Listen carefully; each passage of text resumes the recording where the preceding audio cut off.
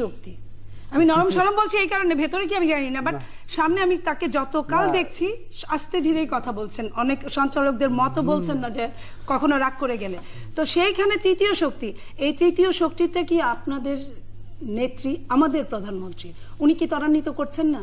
উনি দিনের পর দিন যে কাজগুলো করছেন, উনি শাহবাগকে যদি ম্যান্ডেট না দিতেন তাহলে হেফাজতে ইসলামের সৃষ্টি হতো না। একটা শাহবাগ আপনারা এই জন্য হেফাজতের সাথে না, আমরা হেফাজতের সাথে নাই সম্পূর্ণরূপে। আমি বলি আপনাকে, আমাকে শেষ করতে দেন, আমি আপনার সময় একটা কথা বলি।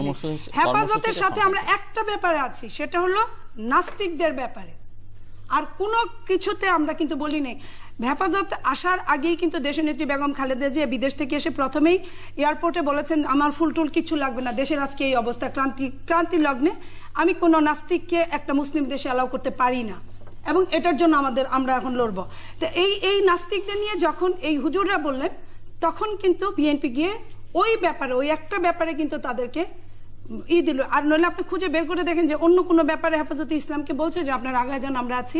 এটা কিন্তু বলেন সমর্থন দিবেন, ওখানে সমর্থনটা শুনেন, সমর্থন স্পেসিফিক তো বলেন না যে এটার জন্য শুধু আমরা আসছি না। কোথায় অবশ্যই ম্যাডাম শুনেন, সমর্থনের সময় কোথাও বলেন নাই। আমি বলি ম্যাডাম নিজেই তো বলেন প্রতিদিন লং মার্চের কর্মসূচিতে সংহতি জানাতে গেছে, সংহতি জানাতে গেছে। লং মার্চের কর্মসূচিতে কি লং মার্চ কিন্তু 13 দফাকে সমর্থন দেন নাই আপনি শুনেন, কিন্তু এটা ক্লিয়ার না পায়, এটা এখন ওরকম কিন্তু জাগরণ মঞ্চের অনেক কিছু ক্লিয়ার না।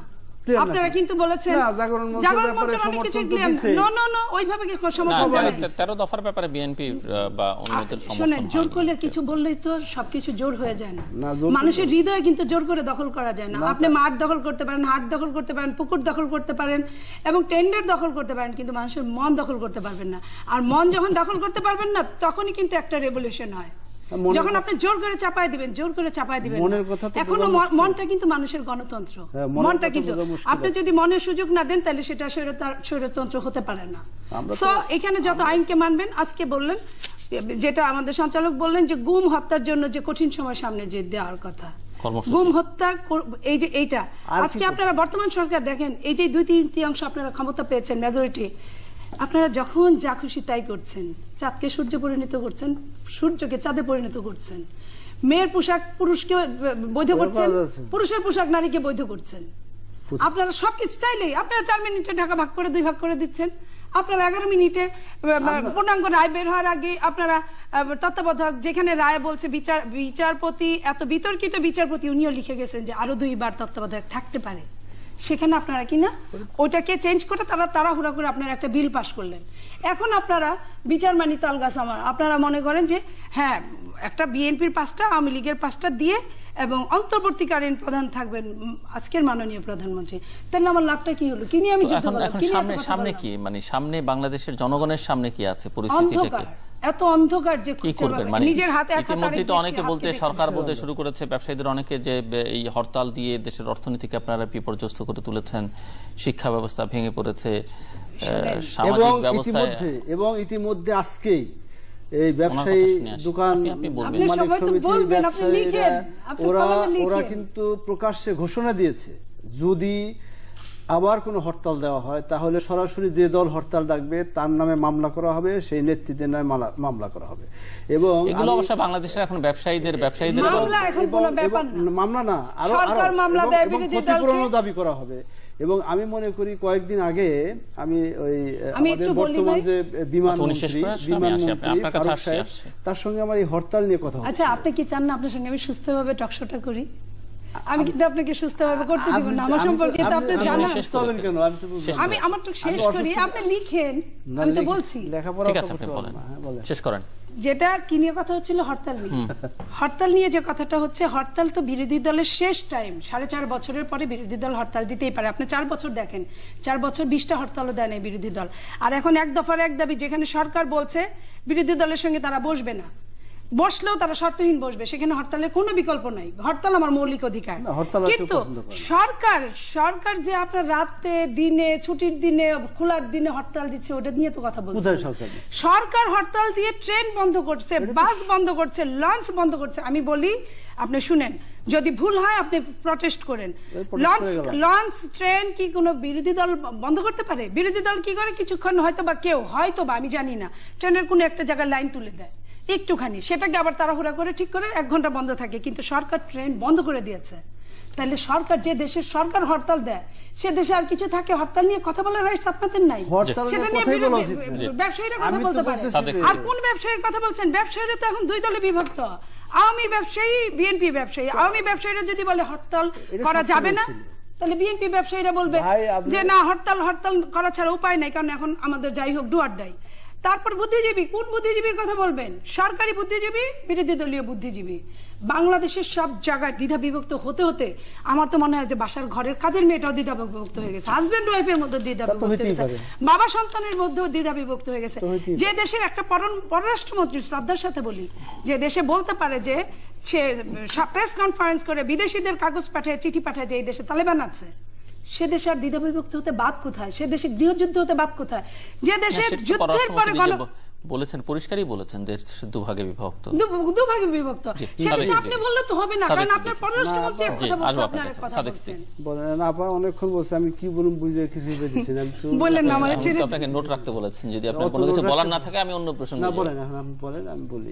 উনি এখানে গণজাগরণ মঞ্চের প্রসঙ্গ তুলেছেন এবং একই সঙ্গে হেফাজতে ইসলামের প্রসঙ্গ তুলেছেন। বাংলাদেশে নতুন দুটো শক্তি রাজনৈতিক অঙ্গনে আবির্ভূত হয়েছে অতি সাম্প্রতিককালে, ফেব্রুয়ারির পর থেকে, এবং দুটোই বেশ ক্ষমতাবান, দাপুটে, যাই বলি না কেন, দুটোই আবার ডিকটেট করবার মতো। বিশেষ করে গণজাগরণ মঞ্চ তো ডিকটেট অনেক বিষয়ই করেছে, হেফাজত ইসলামও হয়তো করবার দিকে এগিয়ে যাচ্ছে, যে তাদের কথাবার্তায় হচ্ছে। সব মিলিয়ে এই দুই শক্তির উত্থানকে আপনি কিভাবে দেখেন? এখানে প্রশ্নটা যেভাবে আপনি করেছেন, এটা উত্তর দেওয়াটা খুব কঠিন। তারপরেও বলছি, গণজাগরণ মঞ্চটা তৈরি হয়েছিল যে প্রেক্ষাপটে, সেটা কি যুদ্ধ অপরাধীদের বিচারের দাবিতে এগিয়ে নিয়ে যাওয়ার জন্য এবং মুক্তিযুদ্ধের চেতনায় যুব সমাজকে উদ্বুদ্ধকরণের লক্ষ্যে, এবং বিচার কাজটা প্রথম সেটি ওই সর্বোচ্চ শাস্তির কথাই বলা হচ্ছে, মুক্তিযুদ্ধের চেতনার প্রসঙ্গটা না। মুক্তিযুদ্ধের চেতনায় উদ্বুদ্ধ হয়ে চেতনার প্রশ্ন বললে তো আপনি আবার চেতনা কি সেটা এক্সপ্লেইন করতে হবে। আচ্ছা, চেতনা ওটা আমি এক্সপ্লেইন মানে এটা তো আপনারা বলেন না পলিটিশিয়ানরা, মুক্তিযুদ্ধের চেতনা, রাজনৈতিক চেতনাটা কি সেটি আসলে আমাদের মতো সাধারণ মানুষকে কখনো বুঝিয়ে বলেন না। আচ্ছা, এটা বুঝিয়ে বলা তাহলে অনেক সময় লাগবে, ওই সঙ্গে নাই গেলাম। তো ওইটা যেখানে তারুণ্যের উচ্ছ্বাসে এটাকে গণজাগরণ মঞ্চ তৈরি হয়েছিল, এবং সেখানে বুদ্ধিজীবী থেকে শুরু করে শিক্ষক, ছাত্র, মুক্তিযোদ্ধা, তারপরে আপনার রাজনীতিবিদ, সমস্ত সর্বশ্রেণীর মানুষের একটা সুন্দর শিশু কিশোর সুন্দর সমাবেশ ঘটেছিল বা ঘটে যাচ্ছেই। আর পাশাপাশি যদি আপনি আবার নিজে গেছিলেন তো? হ্যাঁ, আমি নিজেও প্রথম দিন গেছি, আরেকদিন সাংস্কৃতিক কর্মীদের সঙ্গে গেছি, আরেকদিন এমনি গেছি, 3 দিন গেছি। তো যাই হোক, এবং আমি এটাকে সর্বত্র করে সমর্থনও করেছি। এটার মধ্যে আমার এখনো করছেন তো? হ্যাঁ, এখনো যে করছি না তা নয়, কিন্তু মানে আমি যদি জোর কমে গেছে এখন, কারণ একটা জিনিসের তো সীমাবদ্ধতা আছে, সময় আছে। এটা যতক্ষণ পর্যন্ত দরকার ততক্ষণ চলবে, যখন সীমাবদ্ধতা আপনার না মঞ্চের? না, মঞ্চেরও আছে একটা সীমাবদ্ধতা আছে, কতদূর পর্যন্ত যাবে এরা। কাজেই আমার মনে হয় যে এখানে তাদের যে কর্মসূচিগুলো এখন অনেকটা খুব সুন্দর, কোনো উচ্ছৃঙ্খলা নয়, সন্ত্রাস নয়, একটা সুন্দরভাবে এগিয়ে যাচ্ছে, এবং আস্তে আস্তে হয়তো এটা এই যে ইতিমধ্যেই এই যুদ্ধ অপরাধী যারা ট্রাইব্যুনালে, তাদের বিচার কার্য প্রায় সম্পন্ন হতে চলেছে। আগামী কয়েকদিনের মধ্যে হয়তো বিচার কার্যগুলো সম্পন্ন হবে, এবং এই বিচার কার্যগুলো সম্পন্ন হয়ে গেলে ওটা আর দরকার পড়বে না। আর হেফাজতে ইসলাম যেটা, তারা যে 13 দফা দাবি দিয়েছে, একদিন ওই ধরনের মহাসমাবেশ করে বিএনপি জামাতের সমর্থন নিয়ে ওই ধরনের একটা সমাবেশ করা যায়, কিন্তু আপনি তো কেবলমাত্র বিএনপি জামাতের সমর্থনটা দেখলেন, বাধাটাও তো উল্লেখ করতে হবে। মানে বাধাটা তো বাধা তো থাকবে, এটা যখন যে গভর্নমেন্টে থাকে এই ধরনের বাধা দেয়, এটা কে না দিচ্ছে? আমি গভর্নমেন্টকে দিয়েছে বাধা সেটি বলি, আমি বলছি যে এটি হরতালের কর্মসূচি ছিল, লঞ্চ, ট্রেন, স্টিমার, বাস সব বন্ধ ছিল, তার মধ্যেও তারা এই ধরনের করেছে। এটা তারা খুব, সেটি আপনাদের পক্ষে করা সম্ভব কিনা? হ্যাঁ, সম্ভব নয় কেন? এবং এটা যদি সাম্প্রতিককালে কোন রাজনৈতিক দল করেছে এরকম সমাবেশ? কোনটা এরকম সমাবেশ? না, এই ধরনের সমাবেশ কেউ করে নাই। করতে পারলে যে করতে পারবেন এটাও ঠিক না, করতে পারবে। আপনি মনে করেন হেফাজতে ইসলাম এরকম মহাসমাবেশ তো আমরা গত কয়েক বছরে বা দশকে অনেক শুনেছি, কম হয়েছে এরকম মহাসমাবেশ হয় নাই, কিন্তু এই ধরনের প্রয়োজন পড়ে নাই।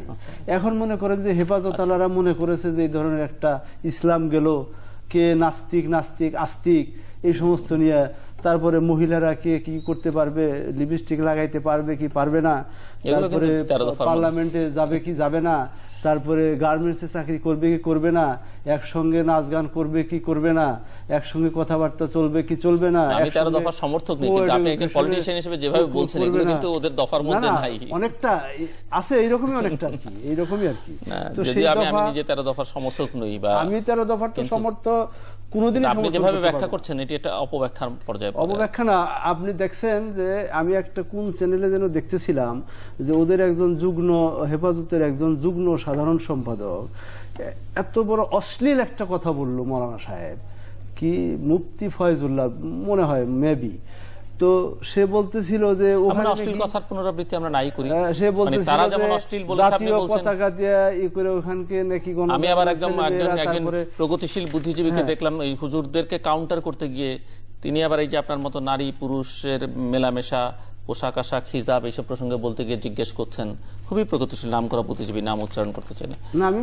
আপনি বলেন যে খালেদা জিয়ার পোশাক সম্পর্কে আপনার ধারণা কি? 3-4 বার এরকম প্রশ্ন করবার পরে হুজুর তার উত্তর দেন না, হুজুর বলেন যে আপনি লেখা আছে যা কিছু, তারপর বললেন খালেদা হাসিনার পোশাক সম্পর্কে আপনি কি বলবেন? তখন বলছে যখন হবে সিস্টেমে পড়লে সবার সবকিছু বুঝতে আছে। অশ্লীল কথা কে বলে আর কে বলে না, মানে এগুলো বলে লাভ নেই। আমি ওই কথা বললাম যে ওনারা তো ধরেন, আমরা বরং আপনারা যারা প্রগতিশীল বুদ্ধিজীবী রাজনীতিবিদ আপনাদের একটু সতর্ক থাকা দরকার। হুজুরদের সম্পর্কে তো একটা ধারণা সাধারণভাবে সমাজে প্রচলিত যে যারা লেখাপড়া তেমন একটা করে না, প্রাতিষ্ঠানিক শিক্ষা কম, যদিও এবার অনেকেই সেই ভুল ভাঙবার চেষ্টা করেছেন। তারা এখন যে পরিমাণ টকশোতে তাদেরকে ডাকা হচ্ছে, তারাও বলে যাচ্ছেন একমাত্র তৃতীয় মাত্রায় কম দেখছি একদিন বোধ হয়, আর একদিনও কাউকে আমরা এখানে আমি একটা লাইন যোগ করতে চাই, ডাকা হয়নি, ডাকিনি কোনো উদ্দেশ্য থেকে না, ওনাদের বিভিন্ন জায়গায় এখন এটা একটা খুব একটা বিনোদনের না, একটা লাইন যোগ করতে চাই। জাগরণ মঞ্চ এবং এই যে হুজুররা দুইজনরাই এত সুন্দর কথা বলে, আমরা যে এত বছর রাজনীতি করেছি, কথা বলছি, তাও কিন্তু আটকে যাই। আমার মনে হয় যে এদের অনেক দিন কেউ প্রশিক্ষণ দিয়েছে, কেন জানি আমার মনে হয় এত সুন্দর করে কথা বলা দুই পক্ষই। আপনার জাগরণ মঞ্চ যখন কথা বলে কোথাও আটকানো যায় না, আমি জিল্লুর ভাইয়ের প্রোগ্রামেও দেখেছি তাদের কাউকে আটকানো যায় না। এবং ঠিক হুজুররাও যখন আসলো তারা কিন্তু ঠিক আছে, আপনি তো আনবেনই, আপনি হুজুরদেরও আনেন, আমরাও এটাও চাই যে তারা আসুক, কথা বলুক, আমরাও জানতে চাই তারা কি চায়, এবং যেমন শাহবাগ কি চায় আমরা জেনেছি, তারাও কি চায় আমরা জানতে চাই। আপনি তো নিয়মিত হুজুরদের এবং গণজাগরণ মঞ্চকে মোকাবেলা করছেন নিয়মিত টক শোতে। আমি অবাক হয়ে যাচ্ছি যে তারা এত সুন্দর বলে কিভাবে দুই পক্ষই। না, আমার তখনই মনে হয় যে আমি মনে করি যে এরা খুব এন্টারটেইনমেন্ট, এই আমি খুব এনজয় করি এটাকে, তাদের দুইজনের বক্তব্যকে আমি খুব এনজয় করি, এবং আমি গণজাগরণটাকে খুব নিজের করে নিই, পুরোটাকে আপনি এন্টারটেইনমেন্ট বলে দুই পক্ষের প্রতি হয়তো একটা অবিচার করা হবে, কারণ প্রত্যেকেরই আবার কিছু বেসিক দাবি আছে যেগুলো খুবই সেনসিটিভ ইস্যু। দুই পক্ষেরই আছে, আমি অস্বীকার করব না, দুই পক্ষেরই আছে। মানে যুদ্ধাপরাধীদের বিচারের দাবিটা যেমন একটা সেনসিটিভ ইস্যু, একই সঙ্গে আবার হেফাজতের ধর্মের প্রশ্নটা বা তা ইসলামের উপরে তারা যে আঘাতের কথা বলছে সেটিও একটি স্পর্শকাতর বিষয় নিঃসন্দেহে। হ্যাঁ, অবশ্যই অবশ্যই দুইটাই স্পর্শকাতর, এবং এই কাতরতার জন্য জনগণ মাঝখান থেকে। আপনার কাছে কি মনে হয় যে আপনারা মানে ক্ষমতাসীন গোষ্ঠী বাংলাদেশের এই সমস্যাগুলো কিভাবে রিজলভ করবেন? এই যে মঞ্চ একটা বড় শক্তি, হেফাজত একটা বড় শক্তি, ওইদিকে জামাত তার এক ধরনের শক্তিমত্তার প্রকাশ তো তারা গত কয়েক মাসে দিতে পেরেছে, যদিও তাদের সকল নেতারা কারাগারে বন্দী থাকবার পরেও, এবং প্রতিদিনই তাদের অসংখ্য নেতাকর্মী গ্রেফতার হচ্ছে। অন্যদিকে প্রধান বিরোধী দল এবং তার নেতৃত্বাধীন 18 দলীয় জোটের যে এক দফা সরকার পতনের দাবি বা তত্ত্বাবধায়ক সরকারের দাবি, এই এতগুলো বিষয়ে কিভাবে মোকাবেলা করবেন বলে মনে হয়? এটাকে আমি মনে করি যে যত দিনে দিনে যত কঠিন হয়ে আসবে তত ছোট হয়ে আসবে সমস্যা। মানে কার জন্য সমস্যা ছোট? মানে জনগণের জন্য এবং সরকারের জন্য। এবং জনগণকে বাদ দিয়ে তো আর সরকার না, জনগণ হল প্রধান শক্তি, মূল শক্তি, সর্বশক্তি। তো আল্লাহর পরে যদি কারো শক্তি থাকে সেটা জনগণের শক্তিই থাকে, এবং বিচারকের আসনে কিছু লোকজনকে থাকে, তারা সে বিচার আচার করে প্রতিনিধি হিসেবে, আর দেশ পরিচালনা যারা করে তারা কিছু সময়ের জন্য জনগণ কর্তৃক নির্বাচিত হয়। কাজেই তাদের উপরে দায়িত্বটা অনেকাংশে বর্তায়, সেটাকে সুন্দর পথে নিয়ে গেল না অসুন্দর পথে নিয়ে গেল। এবং আমি সেজন্যই বলেছি যে যত কিছুই হোক, সমস্যা যতই আপনারা দেখান, সমস্যা বেশি হলে কি আর হবে? সমস্যা বেশি হলে যদি খুব বেশি আপনার ধরেন, বিশেষ করে আপনার কথা থেকে যদি আসি যে দুইটি দেশ দুইটি ভাগ হয়ে গেছে, দুইটি শক্তি, দীপুমণি বলেছেন, দীপুমণি বলেছেন, দীপুমণি যদিও বলে থাকে যে দুইটি শক্তি বা দুইটি পরাশক্তি বা দুইটি রাষ্ট্রদূতদের কাছে চিঠিও আচ্ছা দিছে, কিন্তু ঘটনা হলো যে এই দুই শক্তি সবচেয়ে শক্তি নয়, সবার উপরে জনগণের শক্তি হলো বড় শক্তি। এবং সেই জনগণ, হ্যাঁ রেভলিউশন, সেটা জনগণের গণ অভ্যুত্থান, সেই গণ অভ্যুত্থান হইতে পারে, অথবা সিপিডির একটি গোলটেবিল আলোচনা আছে সেন্টার ফর পলিসি ডায়ালগের, সেখানে একজন বলছেন যে বাংলাদেশের সমস্যা কিভাবে সমাধান হবে যে দেশে 64 কোটি মানুষ, আমি তো বুঝতে পারি না। 64 কোটি মানুষ হচ্ছে বিএনপির 16 কোটি, আওয়ামী লীগের 16 কোটি, হেফাজতের 16 কোটি এবং গণজাগরণ মঞ্চের 16 কোটি। এত মানুষের সমস্যার সমাধান কিভাবে হবে? এত মানুষের সমাধানের তো এটা তো, কারণ সবাই তো 16 কোটি মানুষ নিয়ে আছে, সবাই 16 কোটি মানুষ নিয়ে চিন্তা করে। তারপরে রাজনীতিবিদরা আবার ওই যে ভাগ করে করলেন। বাংলাদেশের রাজনীতিবিদ কত? এটা সংখ্যা তো বলা মুশকিল, এটা ওইভাবে সংখ্যা আমার তো মনে হয় 2 জন, 2 নেত্রীর কথা বলতেছেন, এর বাইরে মানে আর কেউ রাজনীতিবিদ আছে? এখন যদি আপনি সেটা বলেন তাহলে আমি বলবো যে হ্যাঁ, সত্যিকার ভাবে 2 জনই হলো নেত্রী, এবং 2 নেত্রীর উপর নির্ভর করে সমস্ত কিছু, এবং 2 নেত্রীর সুখ দুঃখ হাসি কান্না নিয়ে আমরা আছি। মনে করেন যে আজকে মানে আমি 2 দিন আগে আপনার জন্য বলা, আপনাদের দুজনের জন্য একই কথা, এবং কয়েকজন সিনিয়র নেতাকে 2 দলেরই মানে এক আড্ডায় বলছিলাম যে আসলে আপনারা যদি নিজেদেরকে রাজনীতিবিদ হিসেবে দাবি করতে হয় তাহলে আপনাদের প্রত্যেকের অর্থোপেডিক সার্জনের কাছে যাওয়া দরকার। তো কেন? আমার মনে হয় যে আপনাদের প্রত্যেকেরই মেরুদণ্ডের কিছুটা সমস্যা আছে। মেরুদণ্ডের সমস্যা তো এখন 16 কোটি মানুষকে, এটা হলে শুনেন, দেশে 16 কোটি মানুষের সকল দায়ভার তো 2 জন মানুষের পক্ষে নেওয়া সম্ভব নয়। সবকিছুতে যদি গণতান্ত্রিক প্রক্রিয়াটা অব্যাহত থাকতো, সেটা কোনটা? আমি শুধু খালি মেরুদণ্ডের সমস্যা না, মেরুদণ্ডের সমস্যা তো, মেরুদণ্ডের সমস্যা সবারই কম বেশি আছে, কারো বেশি আছে কারো কম আছে, এটা তো থাকতেই পারে। তবে সেটা হলো যে আমরা ডেমোক্রেসির কথা বলি, কিন্তু আমাদের দলের মধ্যে কোন দলের মধ্যে ডেমোক্রেসি আছে বলে আমি বিশ্বাস করি না। এবং দেশের সমস্যার সমাধান করতে হলে আমি একটা কথাই বলছি যে জাতীয় সংসদ সদস্য কি বলেন? জাতীয় সংসদ সদস্য তো সংসদেই যায় না, কি আর বলবে। এখন উনি সুন্দর করে বলে কথা বলুক, আর আমি ওনার কথা বলার সময় কথা না বললে পরে আমি খেই হারিয়ে ফেলাই। আরেকটা প্রশ্ন আমি করে আসি যে আরেকটি বিষয়, এখন গতকালকেও বিএনপির একজন নেতা বক্তৃতাতে বলেছেন যে একেবারে শেষ পর্যায়ে সরকার তাকে নিয়ে এসে মাহমুদুর রহমানকে গ্রেপ্তার করে, তার বিদায়ের ঘন্টা, শেষ ঘন্টা বাজিয়ে দিয়েছে মাহমুদুর রহমানকে। এরকম মাহমুদুর রহমানই বাংলাদেশে প্রথম গ্রেপ্তার হয় সাংবাদিক। মানিক মিয়া, সালাম সাহেব, জহুর আহমেদ চৌধুরী থেকে শুরু করে বহুজন এরকম গ্রেপ্তার হয়েছে। এই একজন মাহমুদুর রহমান গ্রেপ্তার হওয়াতে যদি জাতি উল্টে যায়, তাহলে মনে করেন যে জাতি মাহমুদুর রহমানের পক্ষে গেছে, তাইলে সবাই মিলে তার প্রতি ঈমান আইনা তার পক্ষে যাওয়া উচিত। এবং আর তার এত সোজা না, এক মাহমুদুর রহমান দিয়ে সব হবে। এবং আমি মনে করি যে সংবাদপত্রে, এবং আজকে তথ্য মন্ত্রণালয় থেকে মাননীয় তথ্যমন্ত্রী তো বলেছেনই পরিষ্কার যে ওখানে প্রকাশনা বন্ধ হয়নি, সারা করতে পারে। এবং আর আরেকটা জিনিস আমি ভুলে যাবো, হয়তো হরতাল বিষয়টা নিয়ে আবার আমি বলতেছি যে এই হরতাল খেলাটা বন্ধ হওয়া উচিত, এটা কেউ আর এখন। এবং আজকে দেখেন এই যে কিছুদিন আগে আপনি কি ওই আলোচনায় যেতে চাইছেন, যেমন 5ই মে হেফাজতের অবরোধ আছে, তারা বলছেন যে ঢাকাকে বিচ্ছিন্ন করে দিবে, অন্যদিকে ওনারা অসহযোগ কর্মসূচির কথা বলেছেন, সেগুলো তো হরতালের চাইতে আরো ভয়ঙ্কর। আর ভয়ঙ্কর কিছুই নেই, এটা মুখে ভয়ঙ্কর, কামে কোনো ভয়ঙ্কর কিছু হবে না, আমি বলে দিলাম। ভয়ঙ্কর বলে কিছু নাই, ওই সমস্ত জুজুর ভয় বহুত দেখানো হয়ে গেছে, এগুলা নিয়ে আর কথা নাই। আর্মি পুলিশ নামেও কোনো কাজ হবে না, এবং জনতার শক্তির সাথে। এবং ওনারা যত কথা, ওনারা যতই কঠিন, ওরা কথা সবসময় বলে আরো কঠিন কর্মসূচি দেওয়া হবে, তারপরে আরো সবটি সোজা চলে যায় কারা, কর্মসূচি সব শেষ। তো এলো কাজে আমার আর সরকারি ওনারা দলের কয়েকজন বন্ধু, আমি দেখি, আপনার সম্পর্কে ওনারা কয়েকজন বলছি। আপারা দেখি যে কয়েকজন এবার ওই ওনাকে ওই যে কি সংসদ ভবনের অনেক সামনে এরকম কয়েকটা মিছিল করতেছে, এই করতেছে আর শেষ। জি। আর এরকম ঘটনা এটা এই যে জি, পুলিশ ধন্যবাদ। দিয়ে আমি মারামারি পরে শুনবো কাটাকাটি আপনার কথা। এটা নীলুফার বহু চৌধুরী। আগেও হয়েছে, এটা কোনো বিষয় না। আমার সরকারি দলের অনেক ভালো বন্ধুকে আছে বলছি ওনারা। যে উনি ইনকাম করতে করতে খেয়ে হারিয়ে ফেলছে কিনা জানি না, নাকি সরকারের ভবিষ্যৎ দেখে উনি বারবার খেয়ে হারিয়ে ফেলছে। আমার আসলে ওনার জন্য কষ্টই হচ্ছে, আপনার কথায় আমি খেয়ে হারিয়ে কষ্টই হচ্ছে ফেলাই। এই কারণে যে উনি কোনটা থেকে কোনটা বলবেন উনি ঠিক বুঝে পাচ্ছেন না। কিন্তু আমি ওনাকে এত সরল বা বোকা ভাবতে রাজি না। উনি অনেক চালাক এবং দেশ জাতি নিয়ে আমার অনেক আগে থেকে উনি রাজনীতিতে ইনভলভ।